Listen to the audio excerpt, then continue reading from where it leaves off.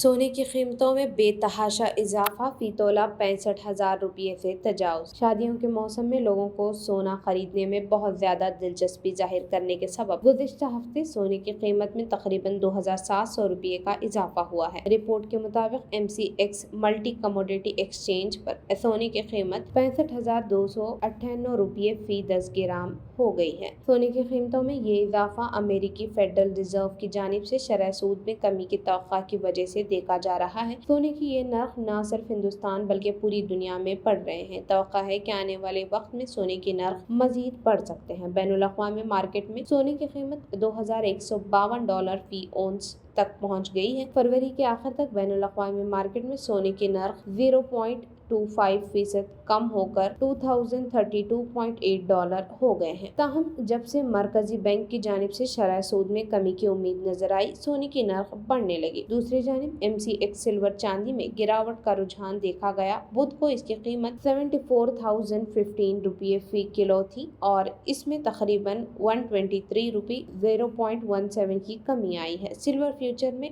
मार्च के दौरान तकरीबन 4.01% 2,859 रुपये की तेजी आई है। सोने की नरखों में इजाफे की एक और वजह डॉलर इंडेक्स में कमी भी बरकरार हुई है। इस वक्त ये 6 बड़ी करेंसियों के मुकाबले में 0.17% गिरकर 103.80 पर आ गया है। क्वांटम AMC के चीफ इन्वेस्टमेंट ऑफिसर चिराग मेहता ने लाइवमेंट को बताया कि फेडरल रिजर्व की जानिब से शरह में इजाफे की तवक्का के अलावा मशरिक़ वस्ता में जारी कशीदगी और दुनिया भर में माशी सुस्त रवी की वजह से सोने के नर्ख बढ़ रहे हैं।